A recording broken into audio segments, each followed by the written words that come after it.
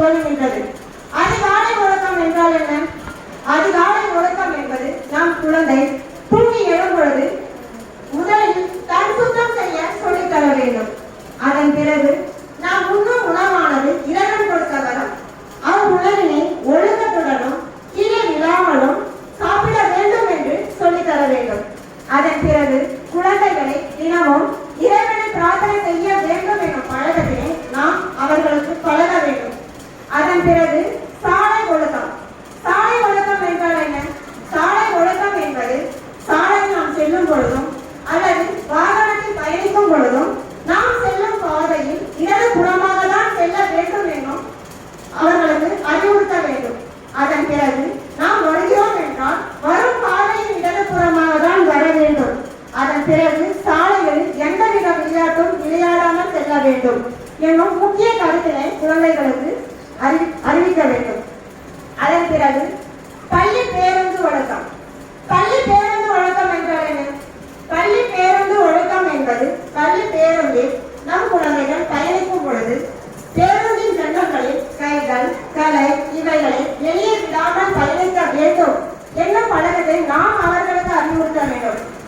அதன் பிறகு சக மாணவர்களின் ஒழுக்கம். சக மாணவர்களின் ஒழுக்கம் என்றால் என்ன?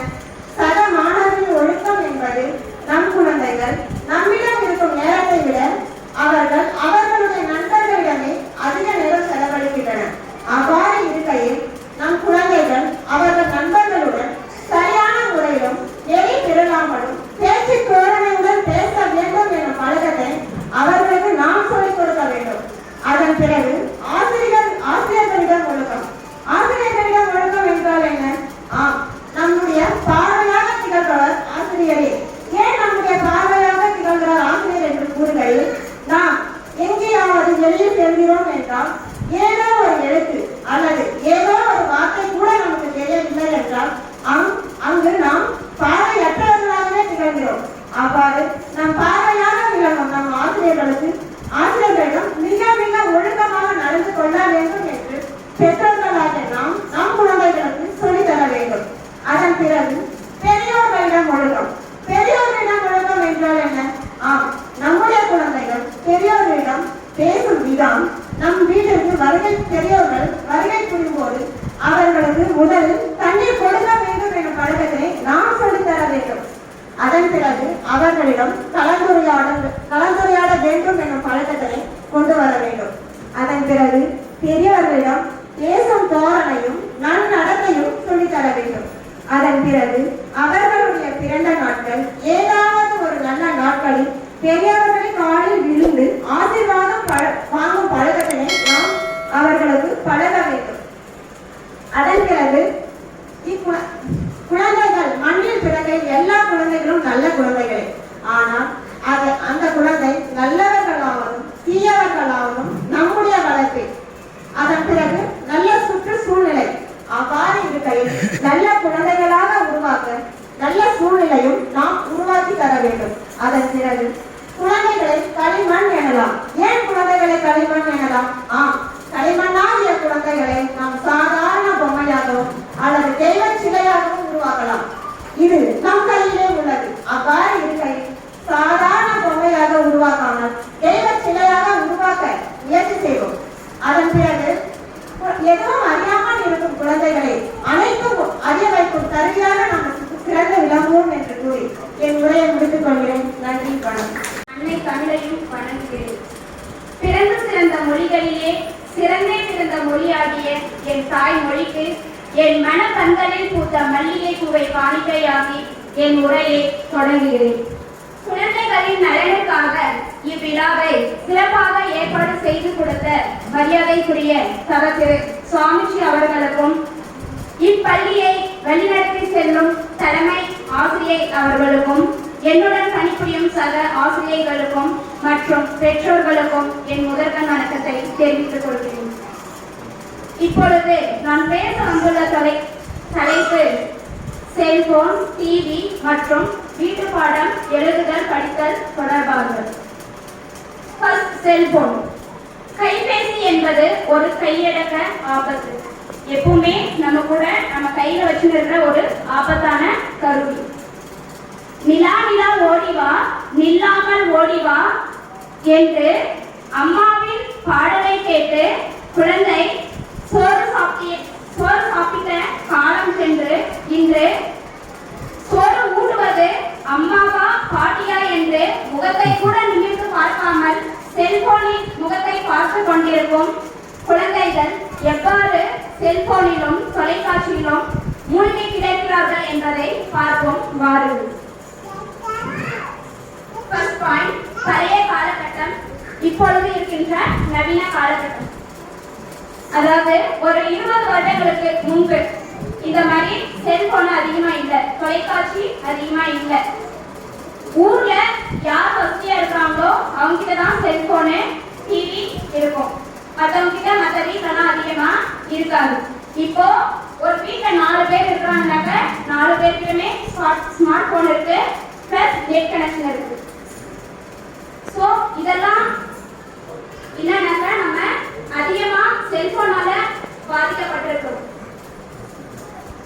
நான் படிக்கிற காலத்துல 12th படிக்கும் போதுதான் செல்போன் முகத்தையே நான் அறிஞ்சேன்.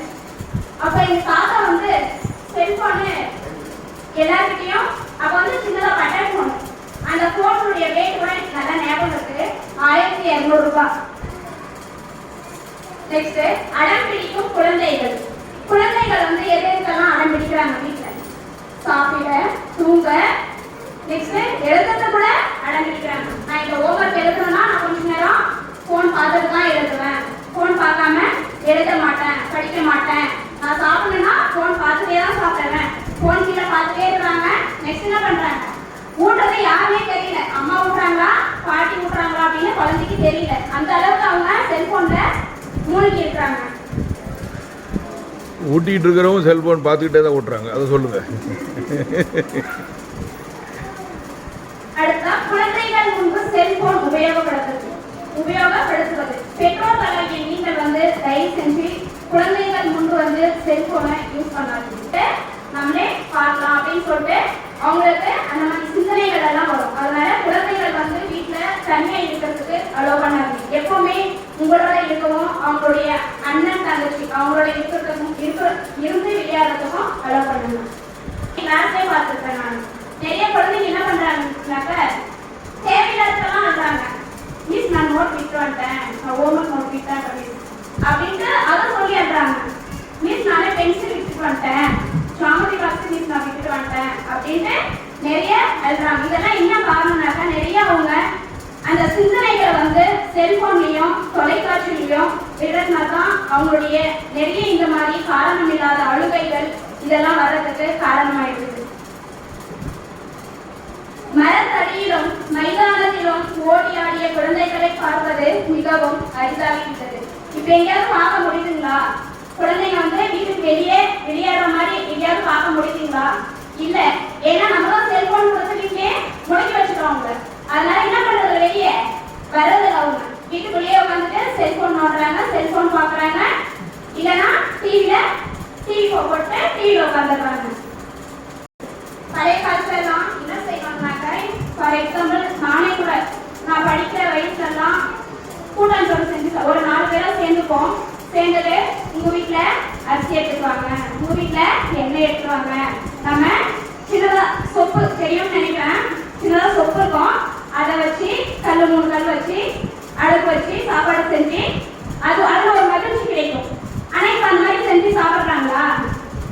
குழந்தைங்க அந்த மாதிரி அவங்களுக்கு அது தெரியலன்னு நினைக்கிறாங்க. குழந்தைங்களுக்கு அந்த மாதிரி நான் கேட்டுக்கிறேன் கிளாஸ்ல பாடம் எடுக்கும் போது சம்டைம்ஸ் அதெல்லாம் ஜென்ரலா கேட்போம். கூட்டன்றது, ஷாப்பிங் செய்வது, வங்கியில் பணம் கட்டுவது, பயணம் சீட்டு வாங்குவது என அனைத்திற்குமே கைபேசியில் முடித்து விடுகிறார்கள்.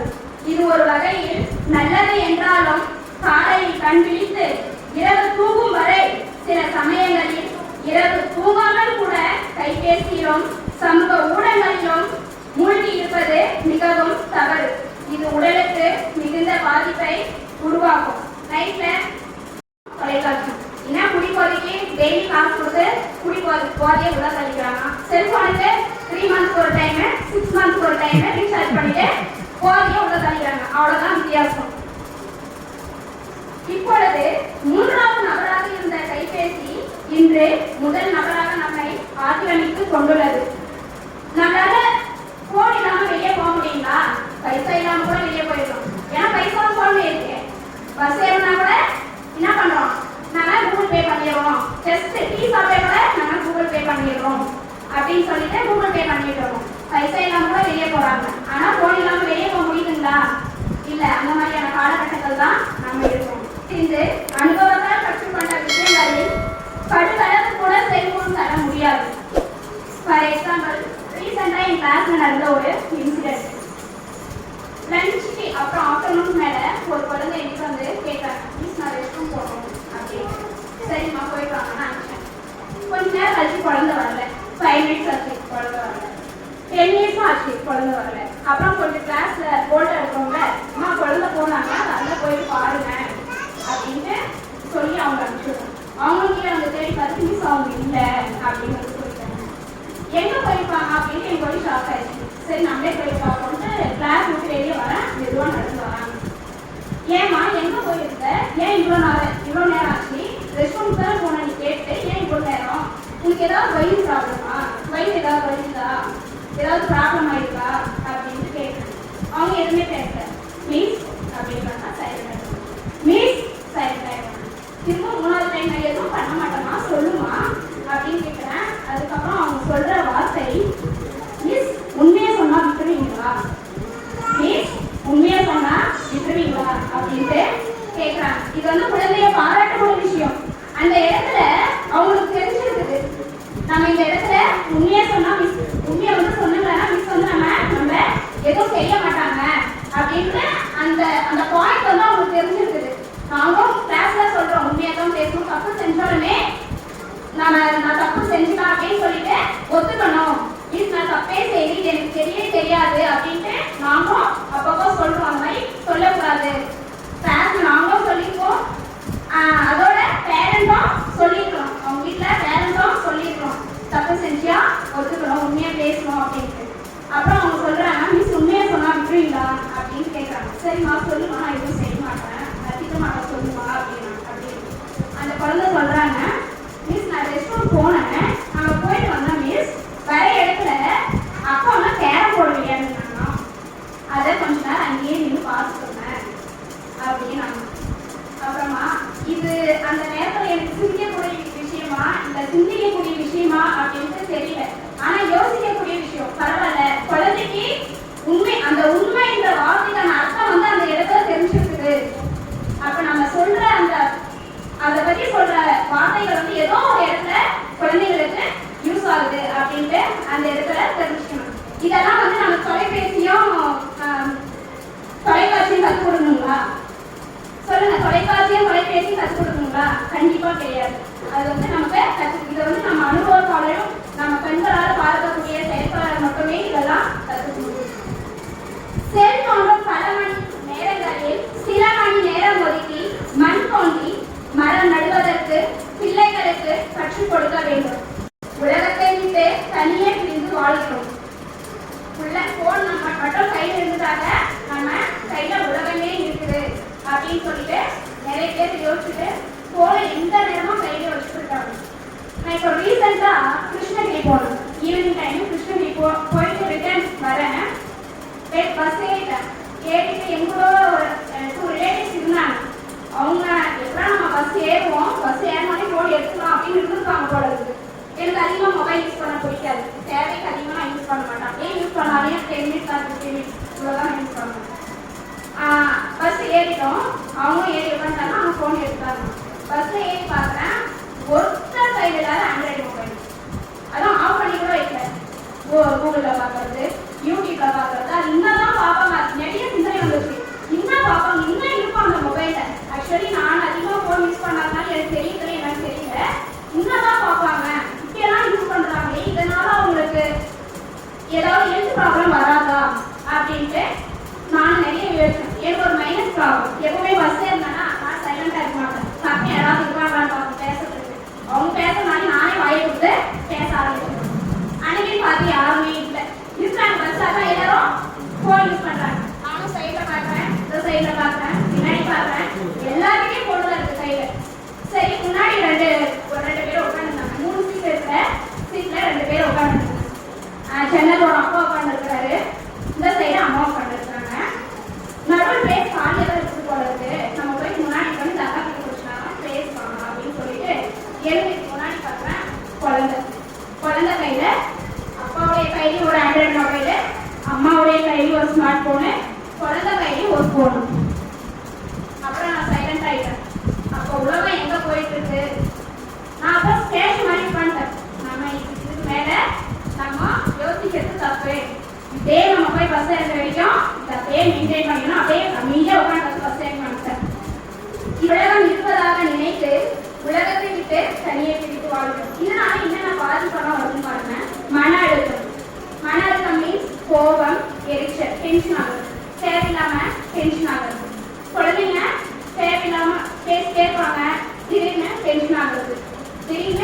ஆகுது. இதனால நிறைய ப்ராப்ளம். இதனால தான் பின்னாடி வயதான அப்புறமா ஹார்ட் வரதெல்லாம் இந்த ப்ராப்ளம் தான். அதனால அதிகமா டென்ஷன் ஆகக்கூடாது. குழந்தைங்களையும் அதிகமா டென்ஷன் ஆகாம பார்த்துக்கணும். மூளை வளர்ச்சி குறையும். குழந்தைங்களுடைய மூளை வளர்ச்சி கட்டாயம் குறையும். செல்போன் அவங்க எவ்வளவு யூஸ் பண்றாங்களோ அந்த அளவுக்கு அவங்களுடைய மூளை வளர்ச்சி குறையும்.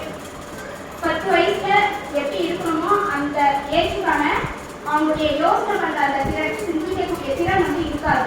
ஏஜ் இருக்கும் ஆனா அந்த திறன் வந்து இருக்காது. லிசனிங் பவர் லாஸ், கவனக்குறைவு. அதாவது கவனக்குறைவு வந்து குறைவு. இது வந்து நிறைய என் கிளாஸ்லயே பார்க்கறேன். ஒரு சில குழந்தைங்க ஏதாவது சொல்லும் போது நல்லா லிசன் பண்றாங்க. ஒரு சில குழந்தைங்க என்ன பண்றாங்க, பக்கம் பேசுறது, எல்லாம் ஏதாவது புக் எடுக்கிறது, பின்னாடி இருக்கிறது, கீழ் இருக்கிறது, அந்த லிசனிங் பவரே அவங்ககிட்ட இருக்காது. பார்வை கோளாறு. முதல் 2 வருடங்கள் எந்த திரைக்காட்சியையும் குழந்தைகள் பார்க்க கூடாது. முதல் 2 வருஷம் வந்து எந்த திரைக்காட்சியும், அதாவது ஸ்கிரீன்ல பார்க்கிற மாதிரியான விஷயங்கள் வந்து குழந்தைங்க கண்ணால பார்க்க கூடாது. அது மிகவும் ஆபத்தான ஒன்று. அதனால என்னென்ன ப்ராப்ளம், கண்ணுக்கு என்னென்ன ப்ராப்ளம் வருதுனாக்க, கிட்ட பார்வை, தூர பார்வை, கண்களில் நீர் வடிதல், தேவையில்லாம கண்களில் நீர் வடிதல், மந்த்லி ஒன்ஸ் வந்து விளையாட வைக்கணும். அதிகமான கதிர்வீச்சால் மூளையில் கட்டி. இது வந்து எதனால ஏற்படுதுன்னு பார்த்தோம்னா, நம்ம தூங்கும்போது நம்மளுடைய படுக்கையில போன் வச்சுன்னு இருக்கிறது.